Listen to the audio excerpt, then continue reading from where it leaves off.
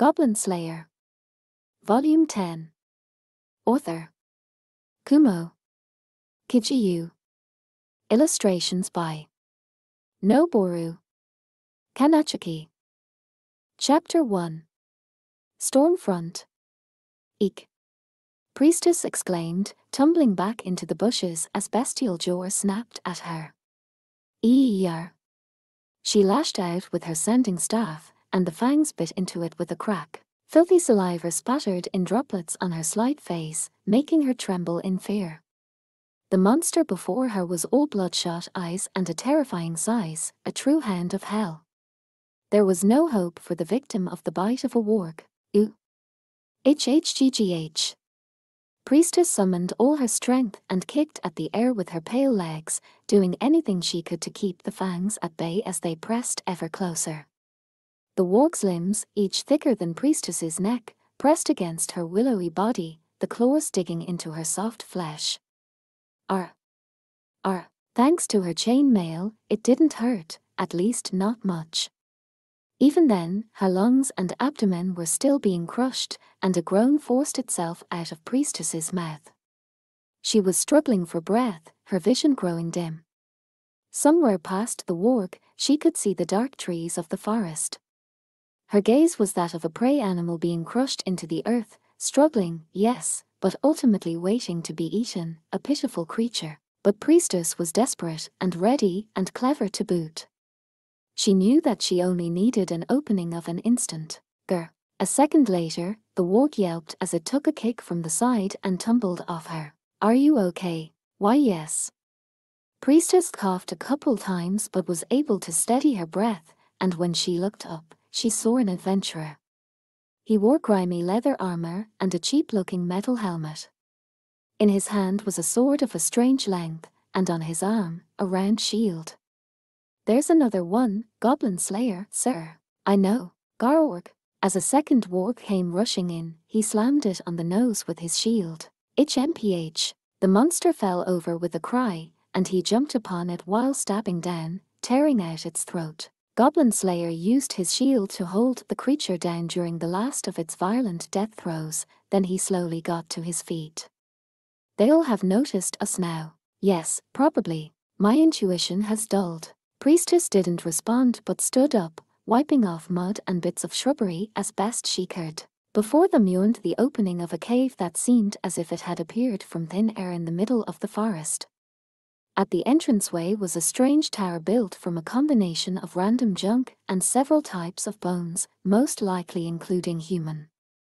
The smell coming off the pile of abandoned refuse mingled with the stench of excrement and intercourse that emanated from the hole, completely overwhelming the aroma of the trees. Even Priestess could tell at a glance that this was a goblin nest. They have a shaman. And the place is guarded by wargs, not wolves. That means the nest is probably pretty large. Yes, Goblin Slayer said darkly. They're waiting for us. Needless to say, the two adventurers were on a goblin hunt. The battle between the forces of order and chaos continues endlessly. Places that once belonged to order have fallen into a sort of no man's land claimed by neither side. In such places, people build villages, seeking ever more space to live, and naturally they run into monsters. A goblin or two might be driven off by the young men of the village. Often, riding this wave of confidence, they decide to become adventurers. 2 springs ago, Priestess herself had joined forces with some aspiring rookies for her very first adventure. They had gone, of course, to slay some goblins. When the goblins get to be too much for the local braves, when they start causing real problems, that's when the adventurers are called in. It's been 3 years since then. Crouching in the bushes, Priestess looked at his helmet where he crouched next to her. This spring would mark the start of the 3rd year she had spent working with this unusual adventurer who went by Goblin Slayer. She herself was 17 now, and she had grown up a little, or so she thought, but she couldn't be sure. I don't really feel more grown up. She smiled, a touch bitterly, and gripped her sanding staff. What do we do? There are supposed to be kidnapped women, he said, all cool and calm.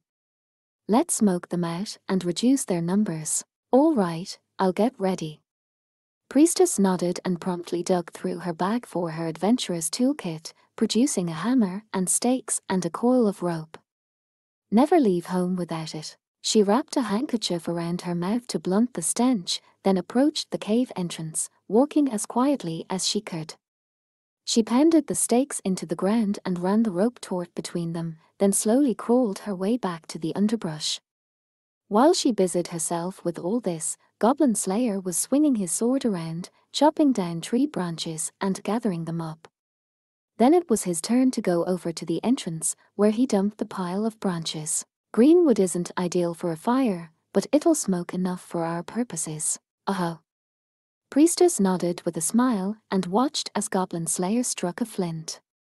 Using an oily rag from their tinderbox as a starter, Goblin Slayer soon had the pile of branches puffing billows of smoke. Of course, they were now at the mercy of wind and air patterns. If worse came to worse, the smoke might even blow back at them, making life that much harder.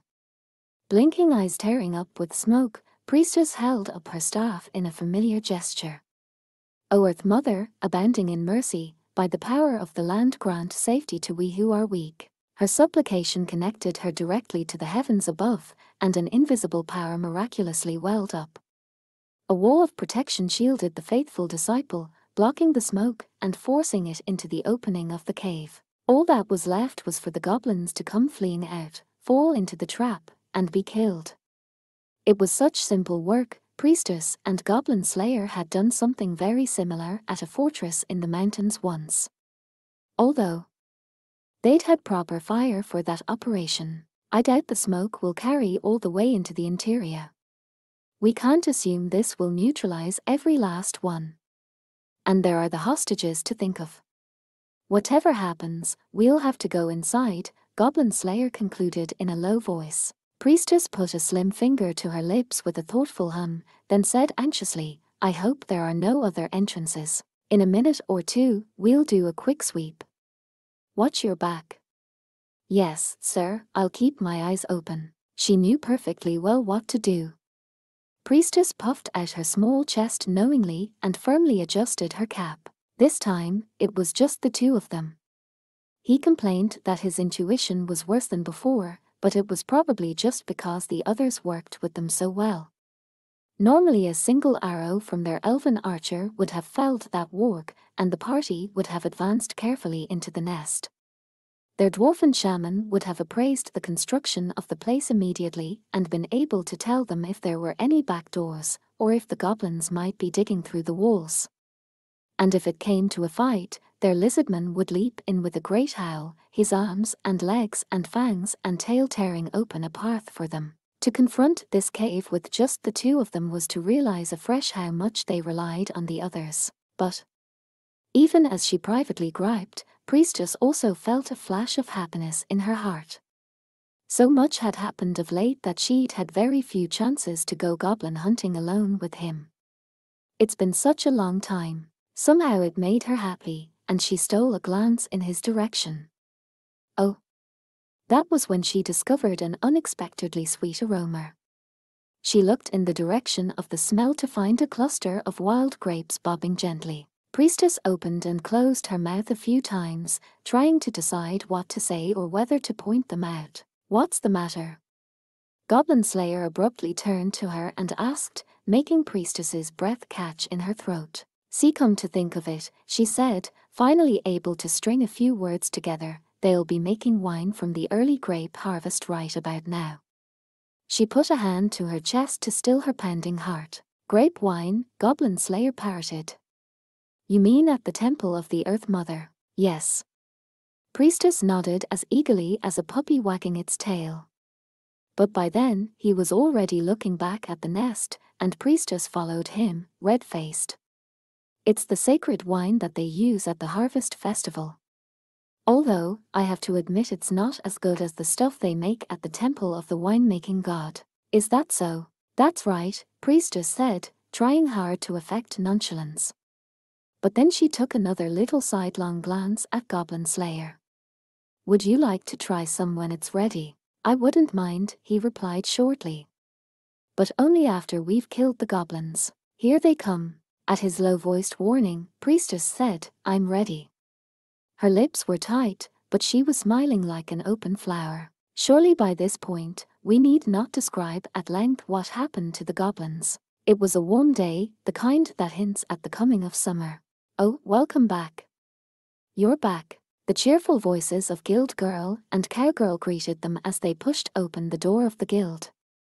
It was early afternoon. There weren't many adventurers around, and the guild was pervaded by a strange sense of apathy. Goblin Slayer strode boldly into the middle of the space, attracting the stares of the handful of adventurers who were there, taking a day off, hungover, or like him, returning from a job. The stares only lasted a second, though. "Yo, been a while." "Yes. Goblins again." "That's right. You never get the urge to hunt something else once in a while." "No. Don't run that poor girl ragged." "I won't." Casual voices greeted the strange one. The vast majority of adventurers only knew one another, at best, by sight, even when they worked from the same town. But that was another way of saying that even in the largest cities, you came to at least know one another's faces. And who wouldn't offer a word of greeting after spotting that distinctive cheap helmet? The man hardly ever started a conversation, but he would answer anyone who talked to him. It wasn't a bad feeling. Like always, Goblin Slayer diligently responded to each voice that called out to him as he made a beeline for the reception desk. "You're here."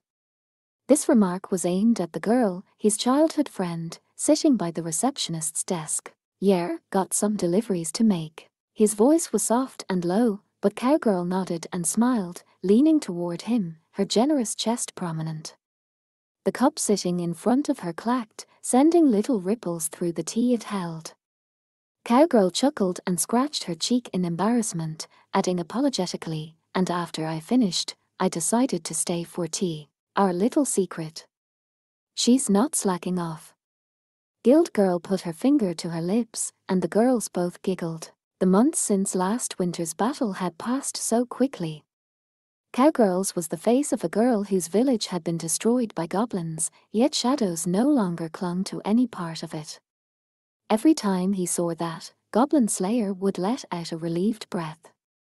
Guild Girl was also pleased to see her friend safe and sound. It's important to have friends you can drink tea with, Guild Girl thought. She cleared her throat with a little cough, then glanced discreetly behind. "Goblin Slayer. Good work out there.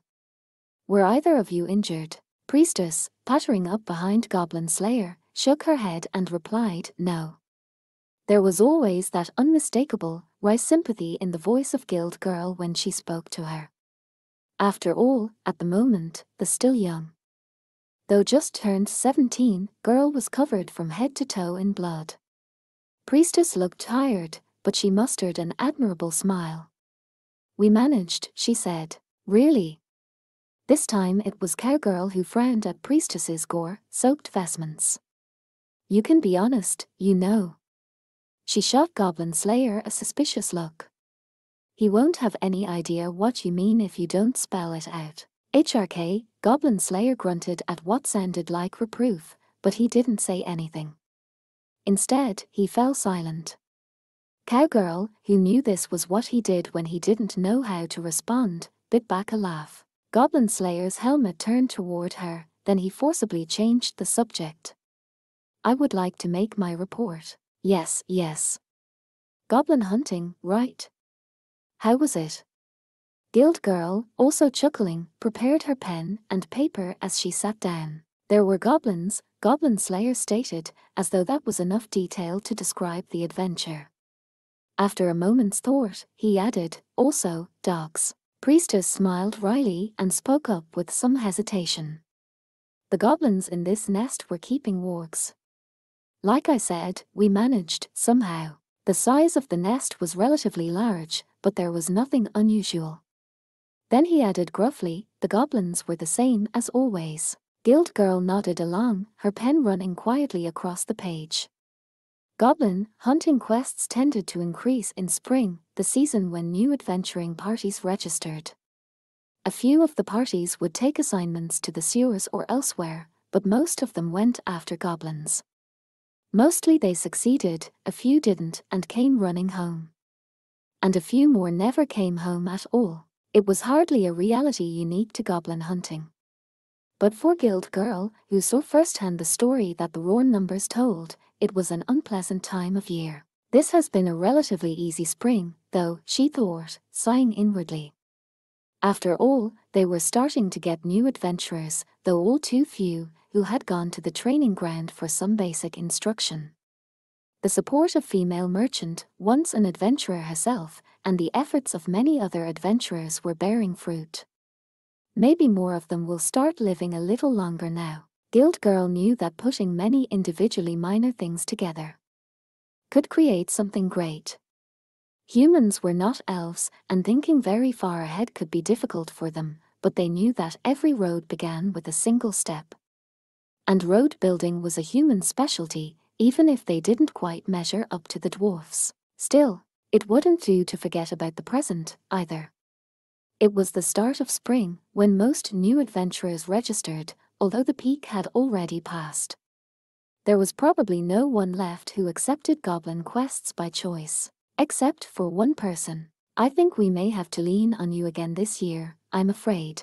I don't mind, Goblin Slayer said, so quickly he was almost interrupting her. It's my duty. As Goblin Slayer solemnly reaffirmed his personal mission, Priestess wore an ambiguous expression. Guild Girl studied the pair, then got to her feet without another word. She took a bag of gold out of the safe and measured it in a weighing scale. It represented the bronze coins, along with a smattering of silver, that the farmers had managed to collect. It still weighed what it had when they had changed it over. Goblin Slayer took the money and divided it in two, giving half to Priestess. Your reward. Thank you. Priestess bowed her head hurriedly and retrieved a cute embroidered purse from her item bag. As she carefully put her coins away, Goblin Slayer nonchalantly flung his pouch of money into his bag. The helmet slowly turned toward Cowgirl. What are you going to do?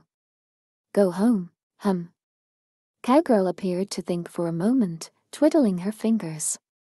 Her body language implied there was much she wished she could say. Goblin Slayer observed her steadily from within his helmet. Ultimately, though, Cowgirl swallowed whatever she had wanted to say, breathing out a sigh instead.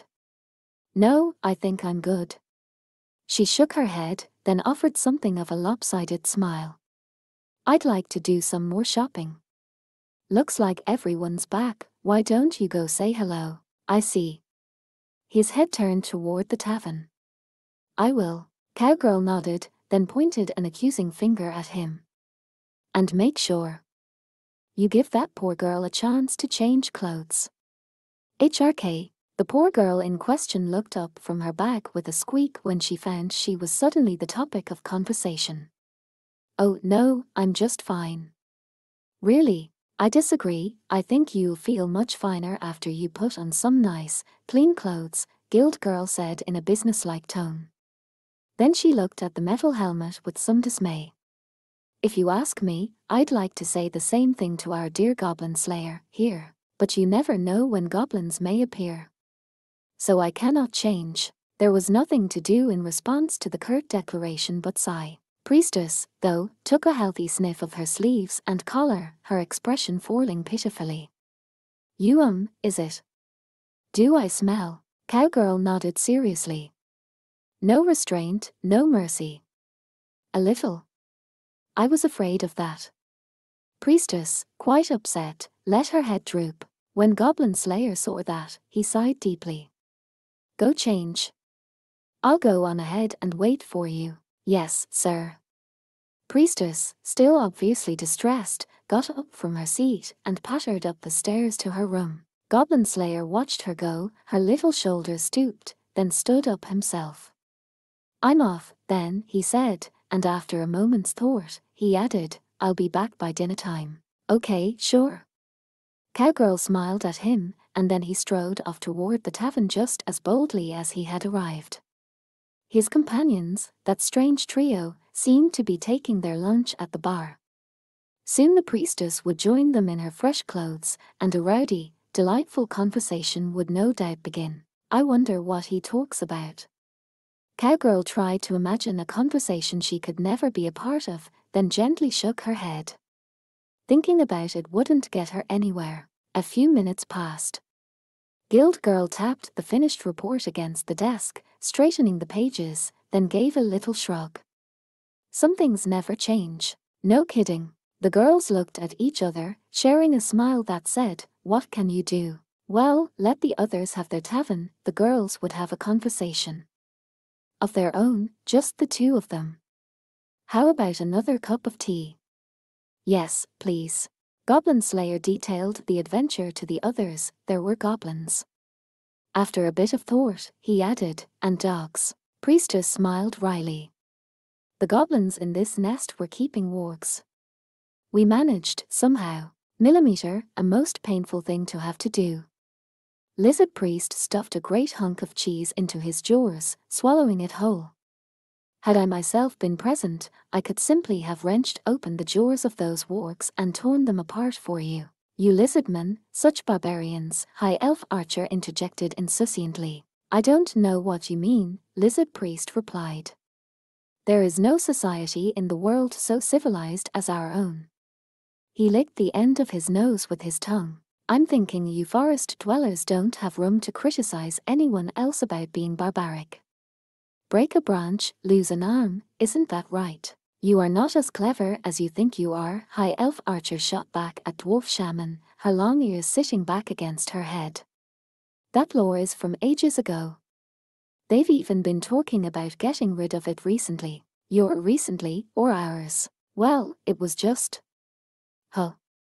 High Elf Archer tried to count on her fingers but then cocked her head with a perplexed, when was it? Dwarf Shaman shrugged, Lizard Priest rolled his eyes merrily in his head, and Goblin Slayer remained silent. The party sat around a circular table, one that had practically become their private spot over the past 2 years. Priestess squinted her eyes at the familiar scene as if it were almost too bright to look at. When she had first conceived of becoming an adventurer, she had never imagined things would turn out like this, with many meanings of the words like this. She glanced to one side, noticing adventurers here and there wearing unblemished equipment. Parties who looked at each other, still collectively uncertain while discussing whether they should venture into the sewers or go out to gather herbs. How about these ruins, then? I've heard there are slimes there. No way we can handle that. Don't you know how dangerous creeping crud is supposed to be? Oh, right. Yeah, maybe the sewers would be better. Priestess smiled at the snatches of conversation, just a little, so no one would notice. She recognized several from people who had also been at the training grounds.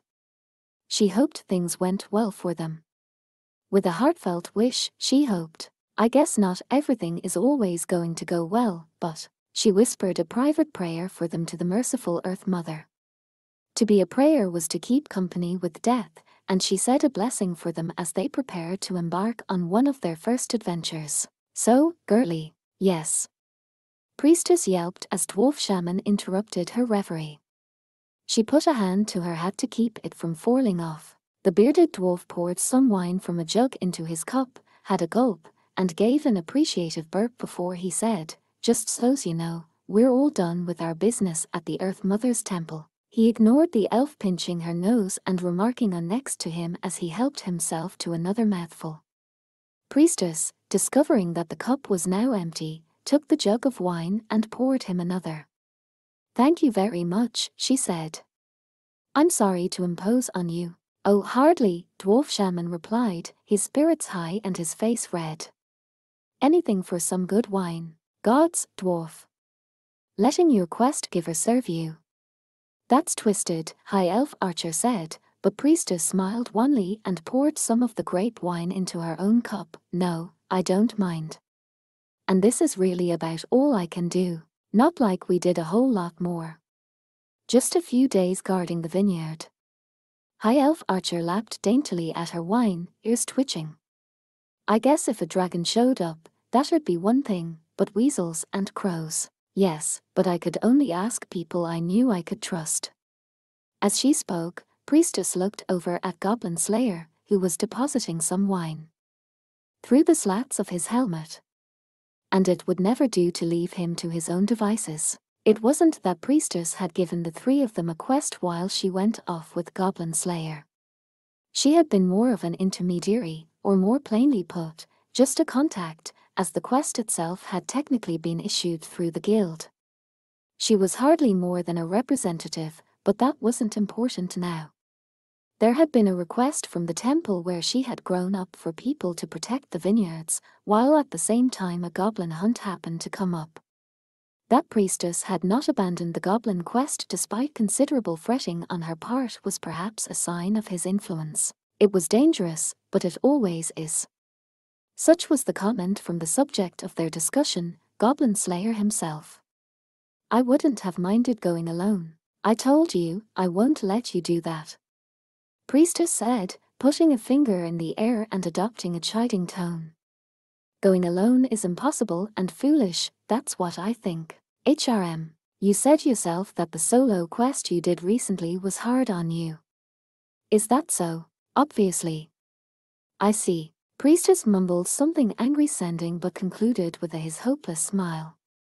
If the group was all accustomed to arguments between High Elf Archer and Dwarf Shaman, this sort of give and take between the two of them was equally familiar. I must say, I found the process of winemaking quite interesting, Lizard Priest said with a grin, tapping a claw longingly on his empty plate. Where I come from, we normally wait for the grapes to drop into a spring or the like, and become wine of their own accord. We take bites out of the local fruit, High Elf Archer added with a fond nod.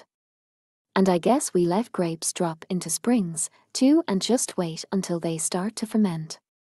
Sometimes we leave honey the same way. Let time pass, a very elven way of winemaking. You dwarfs have your fire wine, right? Indeed we do, Dwarf Shaman said proudly, giving a hearty pound of his own belly. Alchemists may have their distilleries, but their equipment can't hold a candle to ours. Surely by now we hardly need mention the cleverness of dwarfs when it comes to working with their hands. Just as the elves sang of their boughs and the wonders of the forest, the dwarfs took similar joy in mechanical precision. It was nearly as important as good food and good wine, Dwarf Shaman mused, stroking his beard with a grin. Wouldn't mind a taste of the new vintage for myself when it's ready. Yes, of course. If you can stomach what we make. Priestess's cheeks flushed as she spoke. High Elf Archer asked what was so embarrassing, but Priestess only gave a non-committal reply. Goblin Slayer's helmet cocked to one side, and he said softly, so you do this every year. You need to pay more attention to what goes on around you, Orkbolg, High Elf Archer said with an exasperated sigh, turning neatly toward him. So do you do this every year? Listen, you, Dwarf Shaman said with a glare, but High Elf Archer flicked her long ears. Come on, last year we were at my home around this time, and the year before that, we were at the water town, right? That was perfectly accurate. Summer had meant traveling for them the past 2 years, they'd never spent the season in the frontier town.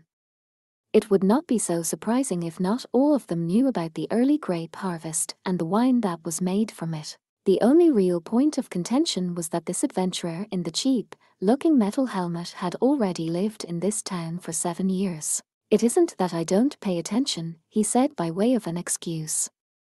I've been busy hunting goblins, Priestess said, fixing him with a stare. Right, yes, I could have guessed. She slumped in her chair, looking sulky, although she didn't feel it. She pointedly looked away from him, but then glanced back out the side of her eye, sticking out her lip. The wine that makes the rounds at the Harvest Festival, we make that, too, you know. I didn't realize. I have to admit, it can't compete with the stuff that comes out of the Temple of the God of Winemaking. Priestess still had a tendency to blush when she remembered the offering dance, a prayer for abundance, in which she had participated the year before last.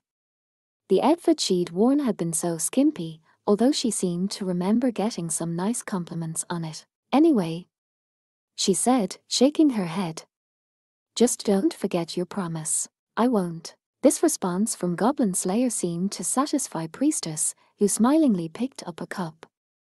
They were celebrating the completion of their respective adventures. Yes, it was only just past noon, but there was no reason everyone shouldn't relax a little. It was wonderful to enjoy the familiar local cooking, drink some wine, and talk with your companions. Ahem, waitress. Lizard Priest signaled by slamming his tail on the floor once everyone was well settled in. Coming. The Padfoot server came pattering over, and Lizard Priest grunted with a sober nod. I request another plate of cheese. Another of the, what was it again? The stuffed ones. The cream-filled cheese.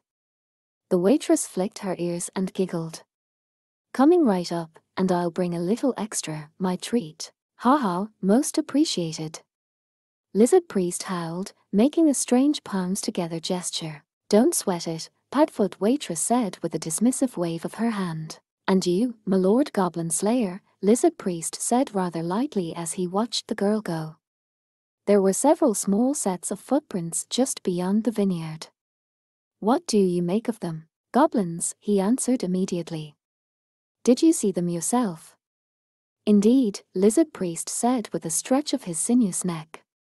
I thought they might be the work of some mischievous children, but I cannot say with certainty. I see, Goblin Slayer grunted, then poured not wine but water into his cup and took a drink.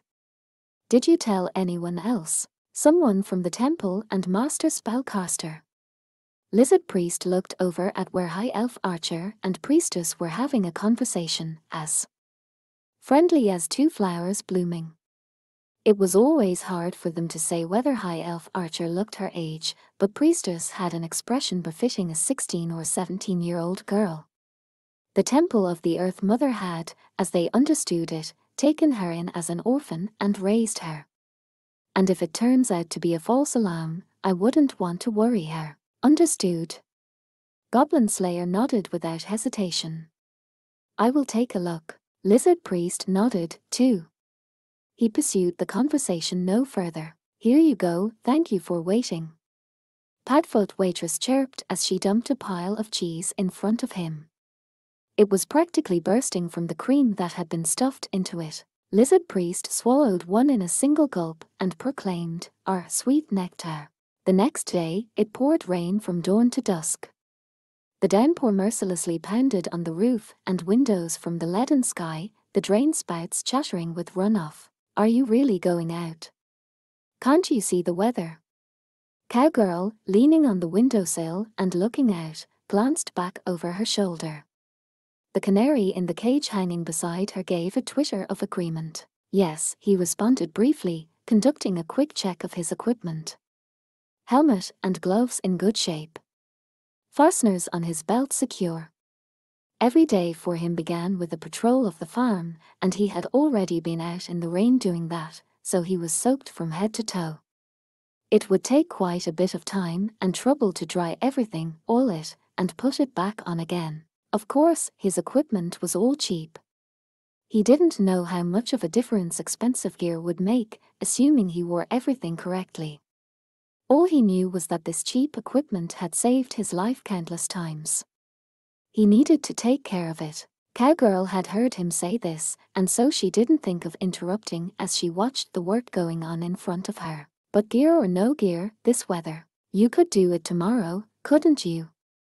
Or just wait a while, maybe it'll stop? No. HMPH, Cowgirl grumbled, frustrated to find her attempt to persuade him rebuffed. He is so stubborn. When she had asked if this was for a job, he had said it wasn't.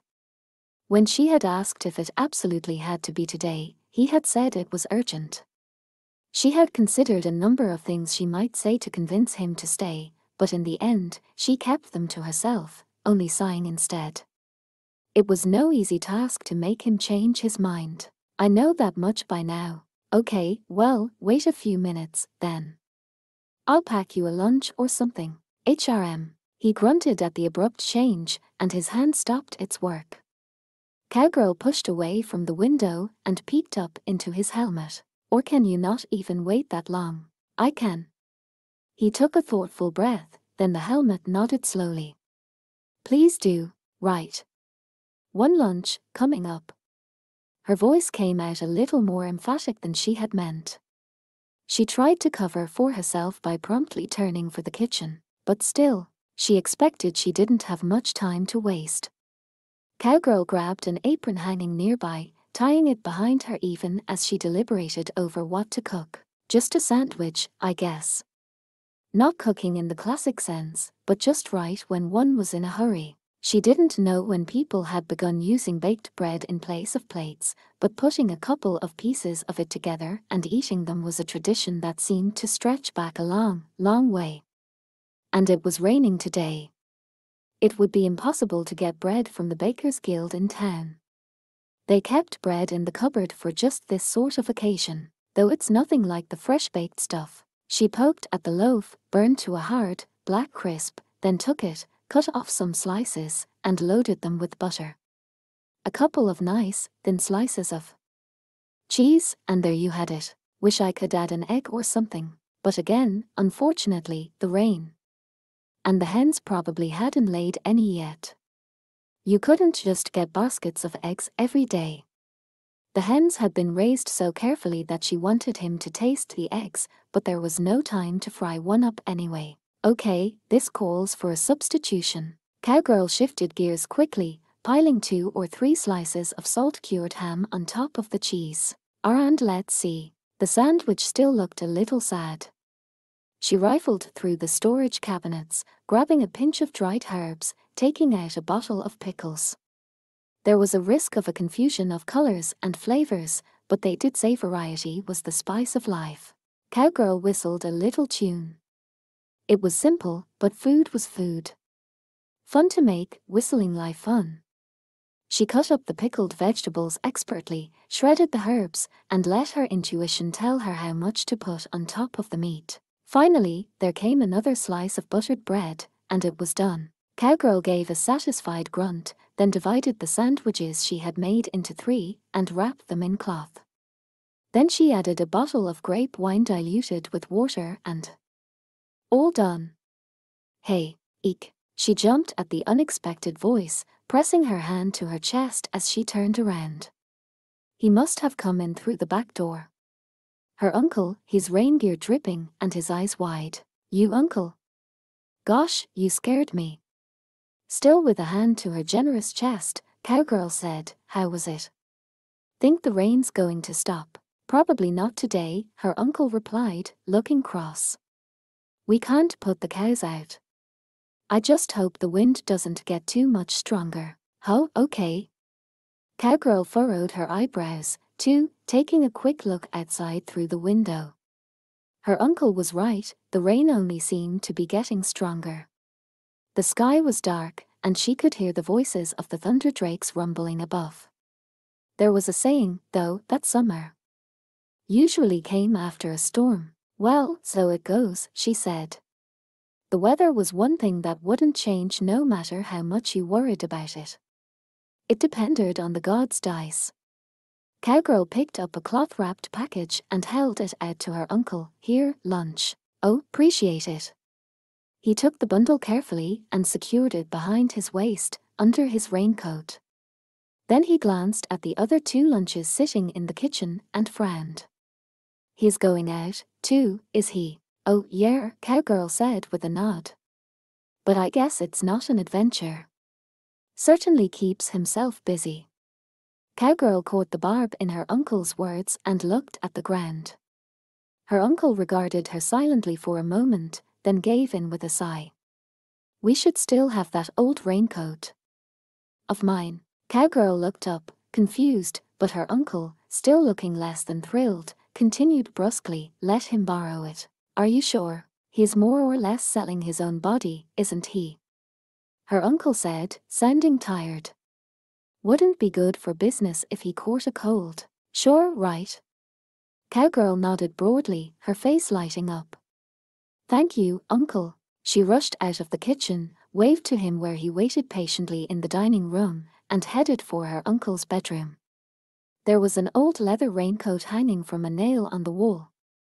It had some patches, but it could still be counted on to keep the rain off. Cowgirl grabbed it, but when she got back to the kitchen, her uncle was no longer there. Perhaps he had disappeared out of a certain embarrassment. He was the only one inside, sitting in a chair. Cowgirl bit her lip, but then she handed him the coat along with the lunches. "Here for you." He looked confused, although she couldn't see his face, but, after a moment's silence, said simply, "What's this?" "Uncle said he would lend it to you. Be sure to thank him later." "Millimeter," he responded. "I have a raincoat of my own," he added softly, but in the end, he nodded obligingly. Very well. Uncle was physically a bit smaller than him. The more so when he had been younger. But the hooded rain jacket was on the large side, seemingly. With room to spare for the adventurer. It was old, the leather dry and starting to crack in places, but it was serviceable. In fact, it seemed a better idea than an ill-advised brand-new raincoat. "Wow, it fits you perfectly." Cowgirl clapped her hands together. She had been a little worried about the fit with his helmet. She watched him carefully secure the lunches to his belt, next to his item pouch, and then she smiled at him. "All right, be careful. It's awful wet out there, so make sure you don't slip." "Yes," he replied with a nod. He took a few exploratory steps, then strode to the door. With his hand on the knob, he turned to look at her. "I'll be back by night." "Okay." Cowgirl nodded, still smiling. "I'll be waiting." The door opened, then he disappeared into the raindrops, and the door closed. "Right," Cowgirl said with a little nod and set back about her routine. Pulling the increasingly soaked raincoat around her shoulders, Priestess looked up disconsolately at the sky. The rain had been coming down all day, fast and hard, big drops that struck her without mercy. Droplets streamed from her cap. The raincoat had long ago reached its limit and soaked through, and now the water was working its way into her clothes. Summer was supposed to be close, but this rain sapped the heat from her body until she was freezing cold and her breath came in white puffs from her mouth. For a while, she tried in vain to stay near enough to the town walls to protect herself under the eaves. A shadowy human figure could be seen behind the veil of the rain. When she noticed it, Priestess's face broke into a smile like the sun emerging from behind the clouds. "Goblin Slayer, sir, good morning." "Yes," he said. He was clothed in a heavy raincoat of his own. "Sorry, I'm late." "Not at all, I was just here a little early." "Is that so?" "Yes." Priestess responded with a nod, her good cheer coming back to her. She set off at a walk, leading the way, and well she might be happy. This person who only ever spoke of goblins, and more goblins had shown an interest in the vineyard. The very vineyard at the temple of the Earth Mother, her own home. How could her heart not leap for joy? She reveled in every step as she went along, even the ones that landed in puddles. As they walked the road to the temple, Priestess turned around to look up at his metal helmet. I can't help wondering why the sudden interest in the vineyard. She was frustrated to find she couldn't keep her voice from squeaking a bit, but she endeavored to sound more or less normal. But then she clapped her hands together. "Oh. Maybe this has to do with your promise to try our wine." "No," Goblin Slayer replied, then after some thought, he grunted softly. "Well, yes. That's wonderful. Hee hee." She added another happy I see to herself as they trotted along. There were flagstones in town, but one step outside the gates, and it was a dirt path. Which was to say, now a mud path, dark goop that clung to their shoes and jumped up to land on their clothes. Priestess found herself oddly captivated by the sprays of dark mud on her white boots and cast her eyes to the ground in embarrassment at the unseemly thought. She moved her toes uncomfortably, feeling the water that had invaded her boots squelch between them. "I'll have to wash and dry them later." She didn't begrudge the time to do the washing, in fact, she enjoyed the work. But she worried that she looked altogether too pathetic just then, and the thought made her blush. Yes, she was cold, but the heat in her face was still unwelcome. "You want to come in?" "Huh." When she grasped the meaning of the ambush of a question, her face got even hotter. Goblin Slayer's raincoat was obviously old, but it was rather large. Priestess was small enough that it could easily cover them both. It wouldn't go over her head, sure enough, but at least around her shoulders. Oh, and no. Thank you for the offer, but I'll pass. She then pictured herself under the same raincoat as him and promptly gave a vigorous wave of her hand. She accompanied it with a shake of her head, sending water flying from her heavy, sodden golden hair. I'm already completely soaked. I see. Goblin Slayer nodded before falling silent again. This was his normal attitude, it didn't mean anything, and Priestess looked at the ground with nothing to say back. She was overthinking things, nothing more. But how could she put this? To go back to the temple like that with him, it would be shameful.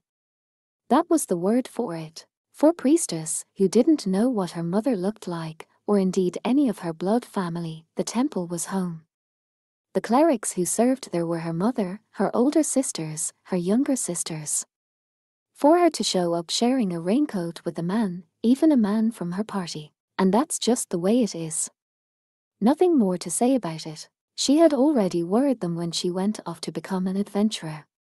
She didn't want to give them any strange ideas to boot. Inside her modest chest, her heart was pounding like a bell being rung too fast, and she privately regretted having to excuse herself. But she hurried on ahead. It wasn't that far from the town to the temple. They proceeded through the rain, practically swimming, and before long the shape of the building, though nowhere near as big as the temple of the god of lore, loomed up out of the murk. And then they were standing in front of it, and three familiar figures emerged. Sorry we're late. Oh, you made it. What took you so long, Orkbolg? Despite the fact that her hooded raincoat was soaked through, High Elf Archer jumped up and down, as pleased as a little child. Each time she jumped and waved, water went flying from her hands and hair, but she didn't mind a bit. She grinned just like she was playing in the water and appeared to be dancing through the rain. Watch out, Anvil. Be careful, why don't you rust? Rain is a gift from the heavens.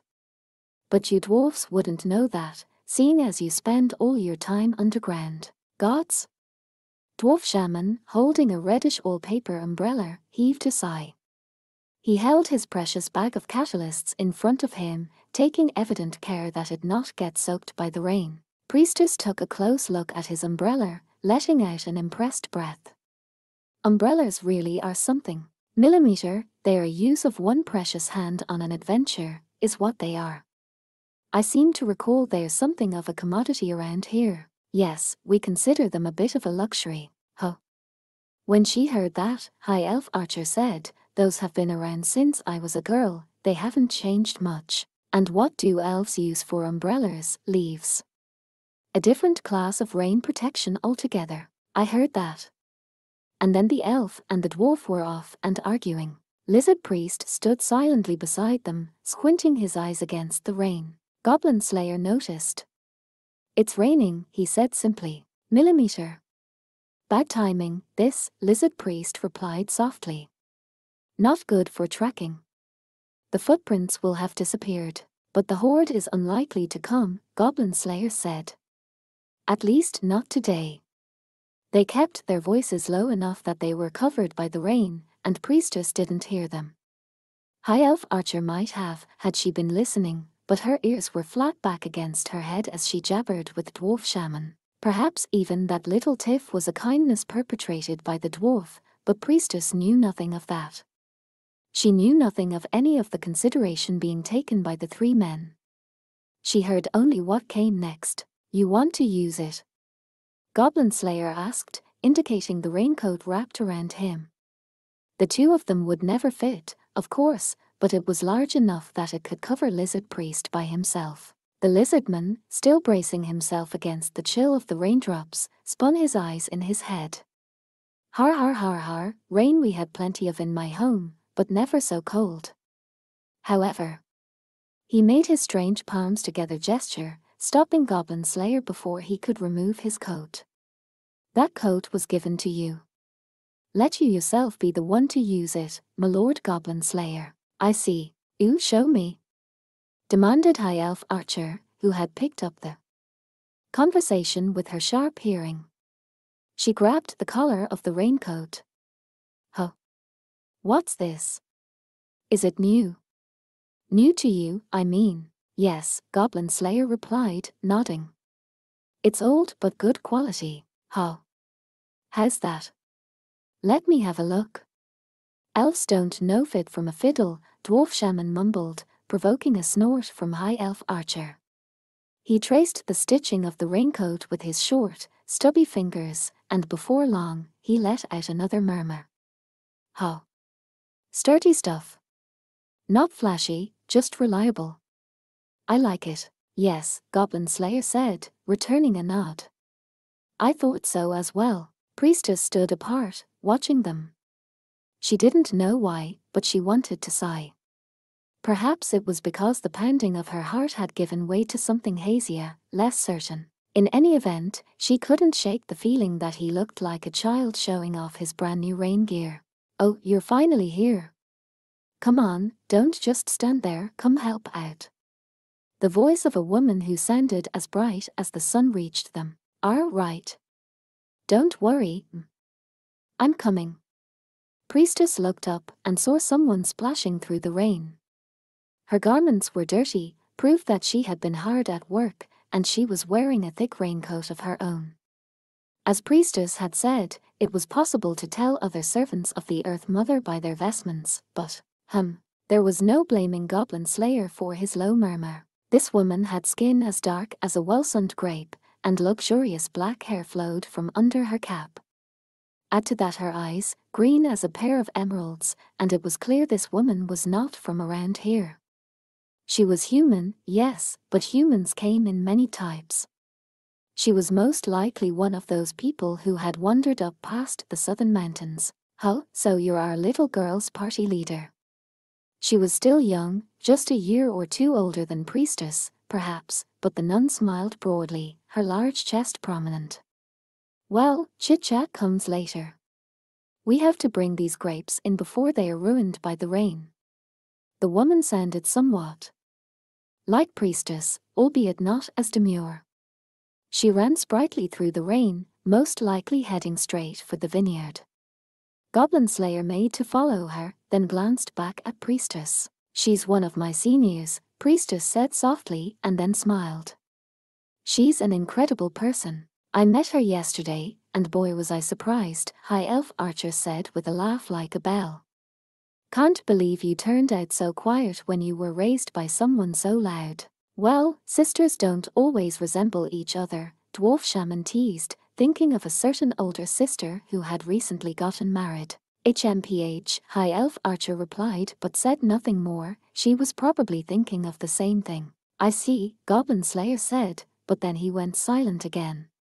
His helmet was pointed down at his feet, surveying the bushes just beyond the rain. He and Lizard Priest nodded at each other, then ran along, taking care to keep an eye on their surroundings. But it was unlikely that goblins would threaten this place now. The rain's really gotten heavier, hasn't it? High Elf Archer sniffed, her sensitive ears twitching. That sensitivity was crucial to her party. She might have missed the conversation earlier, but she would never fail to notice the approach of non-prayers. Indeed, Lizard Priest replied quietly, looking at the sky. A cold and most foreboding rain. Before long, the party arrived at a patch of low foliage. Sister Grape, the nun from earlier, had a leather umbrella in hand and was looking quite agitated. The other clerics, in fact, the group included younger acolytes as well, still learning, were all hard at work. Priestess pressed her waterlogged hat to her head and called out, What do you want us to? It's raining like the dickens this year. Change out the umbrellas over the grapes. Sister Grape called out. Rain means mold means no harvest, and no harvest means no wine. Ha! Dwarf Shaman exclaimed, closing his own umbrella. A grave matter. Better do what we can. He trotted off into the field. High Elf Archer followed him at a nimble gait. I thought we were here to keep guarding the place. I don't care what happens to the wine. She shrugged. Then again, the grass and trees are sort of my friends. Where are the fresh umbrellas? Right in that basket. I'll help, too.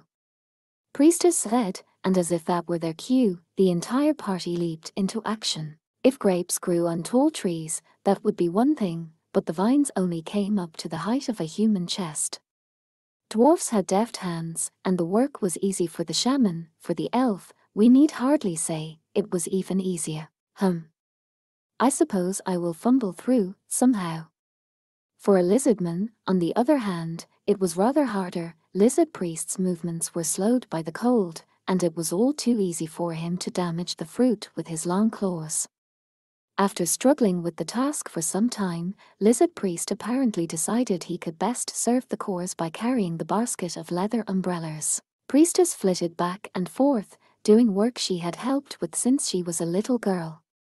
And then her eyes went wide. You already know how to do this. I never dealt with grapes specifically, Goblin Slayer said. But I have helped out around the farm. Take care that the grape bunches don't get wet, that the fruit doesn't overlap. He moved a sopping umbrella and replaced it with a new one. The wind gusted, it felt like a storm was coming. So strange, Sister Grape said, breathing audibly as she came up to them. We almost never have rain like this at this time of year. She looked at the sky, troubled. Storms usually came a bit later in the season. Summer had only just started, and this weather was unusual. Couldn't you, use a miracle? High Elf Archer said as she brushed away some hair clinging to her cheek. Put up protection like you always do, and boom, all dry. If we lean on the gods to do everything for us, what's the point of doing anything ourselves? Sister Grape said, flashing a smile full of white teeth. She didn't bother to brush away her hair. We turn to the gods when we're really in need. Right now, I think we can still make something of this on our own. Let the wind and the storms come. She declared confidently, and then she dove among the vines. I see, Lizard Priest said, repelling the raindrops with his scales.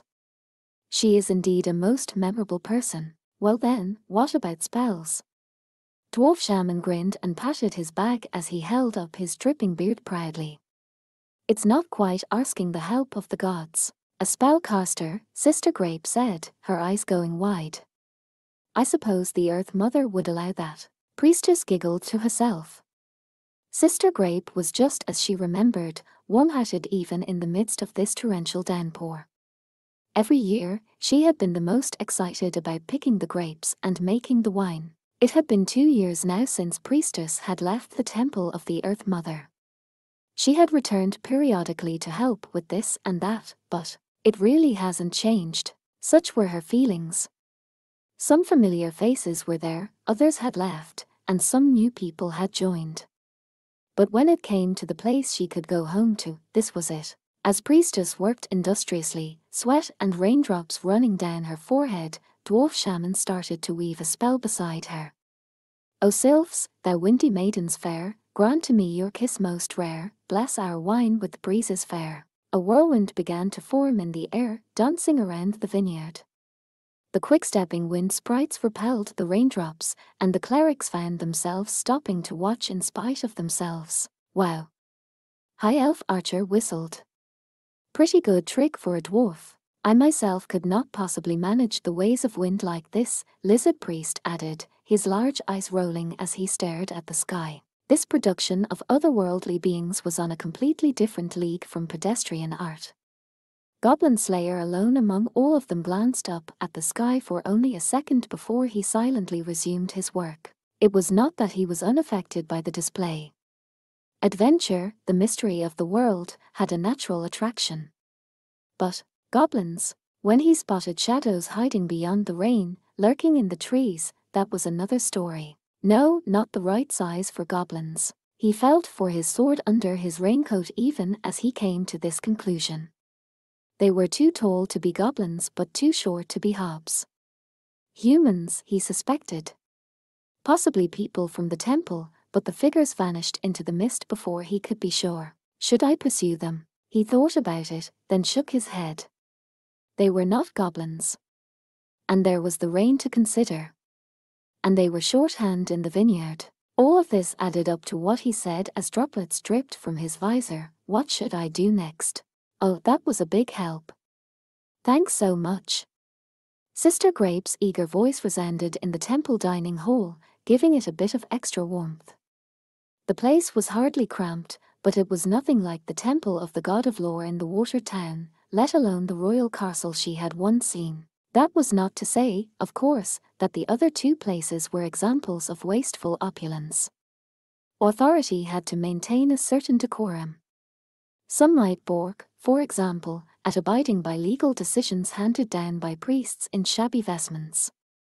And no one would be in awe of a king dressed in rags and carrying a wooden sword. But for the temple of the Earth Mother, things were different. The dining hall was simply a collection of long tables accompanied by benches, and the food was nothing elaborate. But it had an unmistakable warmth. What other ornament was needed to communicate a mother's love? The teachings of other faiths are greatly interesting. Sometimes there are indeed points of intersection with my own beliefs. Lizard Priest took a restrained, but still large, slice of the hunk of cheese on the plate in front of him. Although the fearsome Nagas, whom we serve, say that in battle one is to raise one's crest. Well, gracious, Sister Grape said with a chuckle. Us women sure know how to do that when we need to. Her words carried some meaning that seemed to reach the other adepts, because they all giggled along with her. Only Priestess blushed and looked at the ground, her mouth working. She had been the one who had served as the officiant at the harvest festival the year before last, but that wasn't the only thing on her mind. There was also the peculiar man sitting on the far end of the bench and attracting little glances from the adepts. He wore grimy leather armor and a cheap-looking metal helmet. On his arm was a round shield, and at his hip a sword of a strange length. He had been dripping water from head to toe not long before, but someone had industriously dried him with a towel, namely, Priestess. Aha, so this is the infamous he. He doesn't look like much. It is impossible to see his face. He's well built. How tall is he, really? His voice seems so soft. His movements were so nimble in the fields. What rank is he? Silver, apparently. Why, that's the 3rd level. Amazing. Is he a warrior? Kind of looks like he could be a scout. How about you try talking to him? The girls, older and younger alike, whispered noisily, adding to Priestess's embarrassment. If this was how things were to be, would she have been better off not talking to them every time she came back to the temple? Or was this embarrassment at having it known that she had done such an outrageous thing? I dare say this is how it goes when I bring friends home. Got a fair few relatives myself. Dwarf Shaman grinned encouragingly at Priestess. He was busily spreading butter on some black bread, chomping through it with no regard for how tough it was.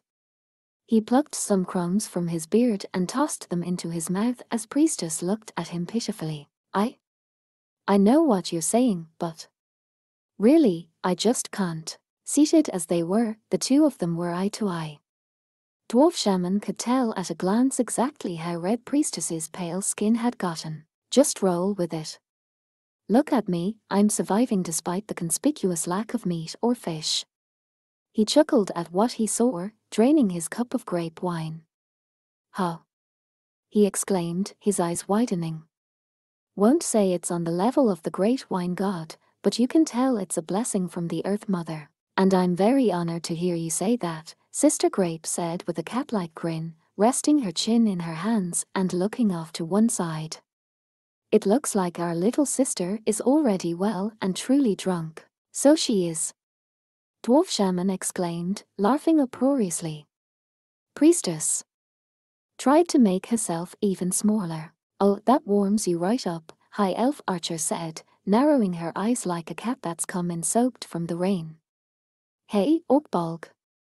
She reached out with her elbow and jabbed at Goblin Slayer, who was silently eating alternating mouthfuls of bread and soup. What? He stopped with a piece of black bread still dipped in his soup, the helmet turning toward High Elf Archer. Don't what me, she said, her lips pursing in annoyance. Don't you have anything to contribute to this conversation? Anything, Goblin Slayer repeated in a low voice. Like what? In a sudden panic, Priestess said, "No, it's all right." But her voice had all the force of a buzzing mosquito. High Elf Archer's elf ears naturally picked up on it, but she declared, "Can't hear you." Then she turned to Goblin Slayer. "I mean about the girl, or like, anything." Very well, he said, but Sister Grape reached out a hand to him. "Before you say anything, please, let me thank you." "Thank me?" "Yes, of course," Sister Grape said, delicately wiping the smile from her face and giving a deep bow of her head. "You've done so much for our little sister." "Thank you, I mean it." Priestess looked back and forth between them with mounting dismay. "No," Goblin Slayer said with a shake of his head. "She's the one who helps me." Priestess could hardly utter a sound at that and just stared vacantly at his helmet. "I owe her my thanks." Unable to bear this, Priestess looked down again. Her hands clutched the sleeves of her vestments. This didn't go unnoticed by High Elf Archer, who giggled. She glanced at Lizard Priest, who rolled his eyes merrily in his head. "I pride myself on my martial abilities. Nuances, I'm afraid, are lost on me. Unlike a certain anvil, at least you know how to be considerate." High Elf Archer's long ears went back, and she exclaimed, "What was that?" But even this demand soon turned to laughter. The adepts, listening in, heard the elf's laugh ring like a bell, echoing around the dining hall. There was such warmth in her voice that it seemed like it would bring a tear to the eye. The atmosphere felt so good that it brought to mind the comfort of the Earth Mother. Sister Grape smiled and nodded at Priestess, who was studiously looking at the ground, not saying anything. "Well, isn't this lovely? And here old Mother Superior was worried about you." Mother Superior was hardly old. Priestess looked up, though, when she detected the love behind the little jab. "But you have such good friends. It puts the heart at ease, mine as much as hers." Priestess felt like she would choke on the words in her throat, but she at last managed to come up with yes. When Sister Grape saw that, she finally got a look of approval on her face, then said lightly to him, "By the way, Mr. Goblin Slayer, was it? That's what I am called." Over in the corner of this warm room, the adventurer, who had quietly resumed eating, stopped once more. "There's a pioneer village nearby where I've heard there's been some goblins. Maybe you could give us your advice." His answer was immediate. "I'll go," he grunted. "Tell me the location. How large is the nest?" "Yikes, you sure make up your mind in a hurry." "Just as advertised." Sister Grape looked at Priestess with a touch of surprise. Her mouth formed the words, "You've got it rough, ho." Priestess shook her head in response. Then she wiped her eyes with her sleeve so he wouldn't see her smile. "He is well and truly hopeless." So the day passed. Their next job would be exterminating the goblins Sister Grape had mentioned. Again. High Elf Archer burst out on being informed of this, but she wasn't as unhappy as she sounded. Lizard Priest and Dwarf Shaman both looked grim and quickly began conferring with Goblin Slayer about what was to be done. For Priestess, though, even that was a happy, familiar sight, and she found herself blinking quickly. The fatigue she felt after working through the storm, the warmth of her belly full of food, the voices of everyone around her, all were comforting and good. She let out a little yawn as she felt the Sandman pass by, and soon she dropped off to sleep. It had been a peaceful day of easy happiness. A wonderful day of the sort for which she was grateful to the Earth Mother. It was shortly thereafter that the rumors began to spread that Sister Grape was the daughter of a goblin.